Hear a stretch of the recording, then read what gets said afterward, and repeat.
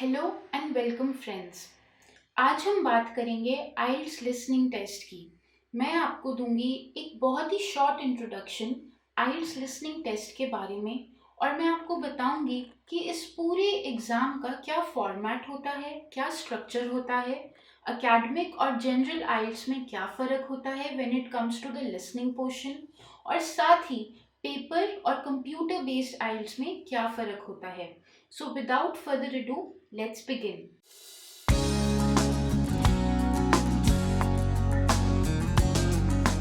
Friends, सबसे पहले तो बात करते हैं कि आइल्स लिसनिंग टेस्ट का स्ट्रक्चर क्या होता है।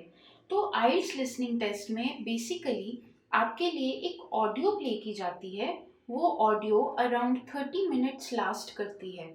इसी ऑडियो में आपको इंस्ट्रक्शंस भी दी जाती हैं, आपके लिए क्वेश्चंस भी पुट अप किए जाते हैं, क्वेश्चंस को रीड करने का टाइम भी दिया जाता है और अपने आंसर्स को रिव्यू करने का भी टाइम दिया जाता है। तो ये चारों पोर्शंस ही जो हैं पूरे ऑडियो को बनाते हैं। नाउ ये जो ऑडियो होती है इसमें जो आपके लिए क्वेश्चंस प्ले किए जाते हैं वो एक्चुअली टू फेस्ड होते हैं। दैट इज, जो ऑडियो है उसमें आपके लिए एक स्क्रिप्ट प्ले की जाती है। उसी स्क्रिप्ट के बेसिस पे आपसे क्वेश्चंस पूछे जाते हैं और उसी के बेसिस पे आपको आंसर्स भी देने होते हैं। तो इसमें एक बात तो क्लियर हो गई कि जितने भी आंसर्स होंगे वो आपकी ऑडियो में ही प्ले किए जाएंगे। That is, they will be a part of the script only. अगर आपको ये समझने में प्रॉब्लम हो रही है तो आप इसको इस तरह से सोचिए कि जब स्कूल में आपके लिए रीडिंग कॉम्प्रिहेंशन के बेसिस पे क्वेश्चंस बनाए जाते थे, तो वो जो रीडिंग पोर्शन होता है ना, वो हमारे लिसनिंग टेस्ट का एक तरह से स्क्रिप्ट होती है। बस इसमें इंस्टेड ऑफ अ पैराग्राफ और 2 और 3 एसेज बेस्ड क्वेश्चन आपके लिए एक प्रॉपर कॉन्वर्सेशन प्ले की जाती है। अब ये कॉन्वर्सेशन की भी 4 हिस्से होते हैं। दैट इज, जो आपका लिसनिंग टेस्ट है उसमें आपके लिए टोटल 40 क्वेश्चंस होते हैं। वो 40 क्वेश्चंस 4 सेक्शंस के ऊपर बनाए जाते हैं। चारों सेक्शंस में 4 अलग तरह की कॉन्वर्सेशंस आपके लिए प्ले की जाती हैं। इन्हीं कॉन्वर्सेशन के बेसिस पे आपके लिए क्वेश्चंस बनते हैं और इन्हीं कॉन्वर्सेशंस में ही आपको आंसर्स भी दिए जाते हैं उन्हीं क्वेश्चंस के। तो बेसिकली आपसे क्या एक्सपेक्टेड होता है कि आप ऑडियो को ध्यान से सुनेंगे, जिसे हम कहते हैं लिसनिंग। उसी लिसनिंग के बेसिस पे आप ध्यान से अपनी पूरी ऑडियो की कॉन्वर्सेशन को अंडरस्टैंड करेंगे और इसी अंडरस्टैंडिंग के बेसिस पर आप अपने आंसर्स को मार्क करेंगे। तो फ्रेंड्स, ये पूरा स्ट्रक्चर होता है एग्ज़ाम का। इसी के बेसिस पे आपकी स्कोरिंग भी होती है। अब बात करते हैं कि आइल्स लिसनिंग टेस्ट एकेडमिक और जनरल में क्या कोई डिफरेंस होता है। तो फ्रेंड्स, मैं आपको बता दूं कि आइल्स लिसनिंग टेस्ट एकेडमिक और जनरल दोनों ही स्टूडेंट्स के लिए बिल्कुल सेम होता है। दैट इज, सेम स्ट्रक्चर होता है, वही 40 क्वेश्चंस होते हैं, वही ऑडियो होती है, उसी ऑडियो के 4 पार्ट्स होते हैं जिसमें आपके लिए स्क्रिप्ट भी प्ले की जाती है, क्वेश्चंस को रीड करने का टाइम भी दिया जाता है, आंसर्स को रिव्यू करने का भी टाइम दिया जाता है और इंस्ट्रक्शंस भी दी जाती हैं। तो आपको अपने लिसनिंग टेस्ट को प्रिपेयर करने के लिए एकेडमिक और जनरल दोनों को अलग से प्रिपेयर करने की ज़रूरत नहीं है। नाउ फ्रेंड्स, अब बात करते हैं हमारे लिसनिंग टेस्ट के फॉर्मेट की। नाउ फॉर्मेट से मेरा क्या मतलब है। फॉर्मेट एक्चुअली सबसे इम्पॉर्टेंट पार्ट है हमारे लिसनिंग टेस्ट का। हमें ये पता होना बहुत ही ज़्यादा ज़रूरी है कि हमसे जो सवाल पूछे जाएंगे, जो क्वेश्चंस हमारे लिए बनाए जाएंगे, वो किस फॉर्मेट में होते हैं।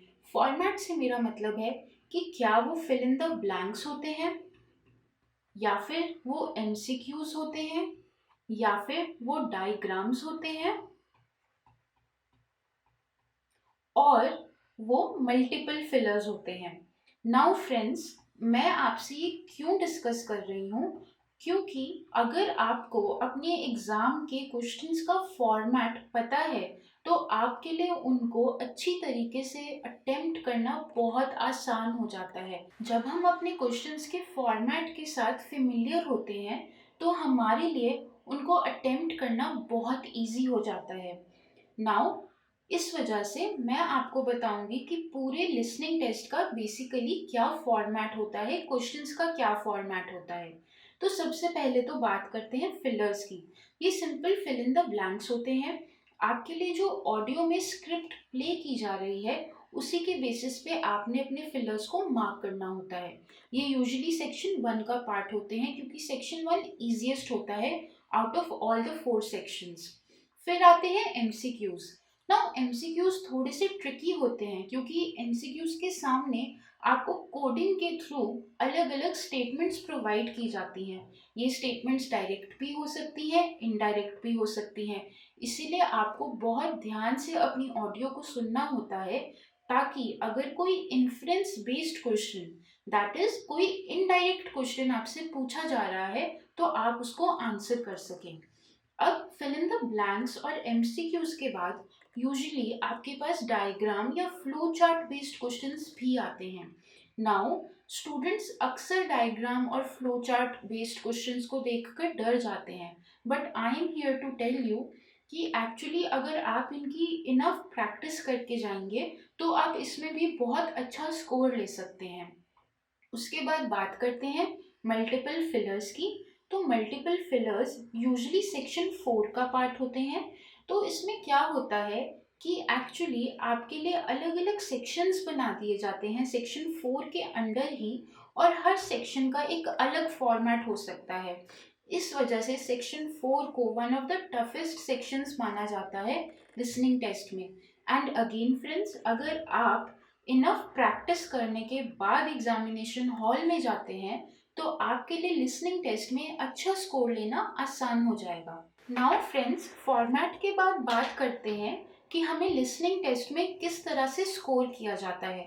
सो friends, you will be very happy to know कि listening test is the only test जहाँ पर आप एक्चुअली 9 बैंड तक स्कोर कर सकते हैं।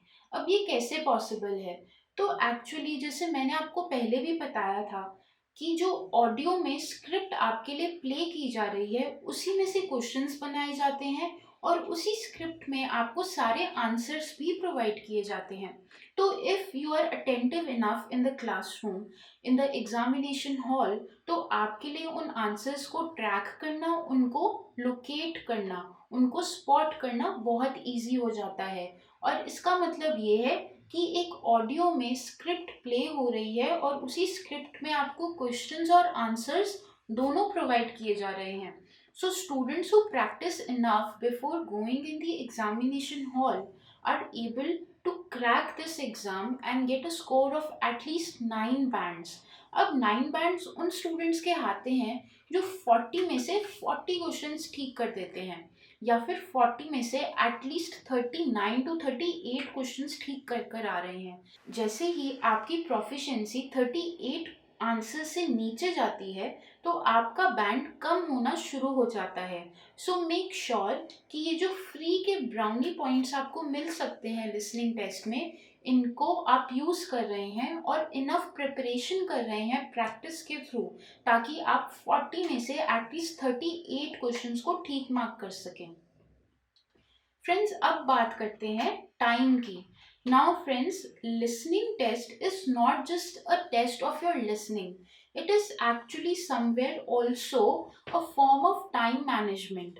तो अगर आप अपने एग्जाम में अच्छे से टाइम को मैनेज कर रहे हैं तो आप एक बहुत अच्छा स्कोर ले सकते हैं। अब टाइम मैनेजमेंट क्यों ज़रूरी है? तो सबसे पहले तो आपको ये समझना ज़रूरी है कि जो ऑडियो आपके लिए प्ले की जाएगी वो सिर्फ और सिर्फ एक ही बार प्ले की जाएगी। तो इसलिए आपके पास सिर्फ एक ही चांस होता है अपने क्वेश्चंस को समझने का और उनके आंसर्स को ऑडियो में स्पॉट करने का। इस वजह से आपको बहुत अटेंशन के साथ उस ऑडियो को सुनना होता है। अब मान लीजिए कि आपसे क्वेश्चन नंबर 15 मिस हो गया। आपके लिए जो स्क्रिप्ट प्ले की जा रही थी उसको आप ध्यान से सुन नहीं पाए, तो इस वजह से आपका क्वेश्चन नंबर 16, 17 सारे के सारे गलत होते चले गए। तो इसी को हम कहते हैं टाइम मैनेजमेंट। तो जब आप अपना लिसनिंग टेस्ट अटेम्प्ट कर रहे होते हैं, आपको अपने टाइम को इस तरह से मैनेज करना होता है कि इन केस आपका कोई भी आंसर गलत हो जाए या आपसे ऑडियो में कोई कीवर्ड स्किप हो जाए, तो आप अपने टाइम को मैनेज कर सकें बाकी क्वेश्चंस को ठीक से अटेम्प्ट करने के लिए। Now that we have talked about scoring and time, let's ponder upon if guesswork is possible in this exam. So friends, you will be very happy to know कि इस पूरे लिसनिंग टेस्ट में guess work भी possible होता है। अब guess work कैसे possible होता है? तो बेसिकली आपके लिए जो ऑडियो में 4 सेक्शंस प्ले किए जाते हैं या 4 सेक्शंस के बेसिस पे स्क्रिप्ट को प्ले किया जाता है, वो एक्चुअली एवरीडे कॉन्वर्सेशंस होती हैं। एवरीडे कॉन्वर्सेशंस, फॉर एग्जांपल आप मॉल गए और वहाँ पे आप अपने लिए किसी मूवी की टिकट्स को लेना चाहते हैं, या फिर आप किसी जू में गए और वहाँ पर उस पूरे जू के टूर को लेकर इंफॉर्मेशन कलेक्ट करना चाहते हैं, या फिर आप किसी यूनिवर्सिटी में गए और वहाँ पर आपके फेवरेट टॉपिक पर कोई लेक्चर प्ले किया जा रहा है या लेक्चर दिया जा रहा है। तो ये हमारी एवरीडे कॉन्वर्सेशंस होती हैं जिनमें हम एवरीडे वर्ड्स को यूज़ करते हैं। तो अगर हम इनफ प्रैक्टिस करते हैं, एग्जामिनेशन हॉल में जाने से पहले इनफ प्रैक्टिस टेस्ट को अटेम्प्ट करते हैं, तो हमारे लिए गेस वर्क करना बहुत ईजी हो जाता है। तो फ्रेंड्स, इस वजह से I always tell my students कि अगर आप अपने आइल्स एग्ज़ाम में एक अच्छा बैंड लेना चाहते हैं, तो आपको बहुत प्रैक्टिस करना चाहिए एग्जामिनेशन हॉल में जाने से पहले, ताकि आप वहाँ पर अपनी प्रैक्टिस को यूज़ कर सकें और अपनी वीकनेसेस को लेकर ऑलरेडी फेमिलियर हों और उन वीकनेसेस को अवॉइड कर सकें एग्जामिनेशन हॉल में। तो फ्रेंड्स, अगर आपको अपने लिसनिंग टेस्ट को लेकर कोई भी डाउट्स हैं, तो आप कमेंट सेक्शन में कमेंट्स के थ्रू उन डाउट्स को क्लियर कर सकते हैं। I will be more than happy to answer your queries. So till then, see you next time.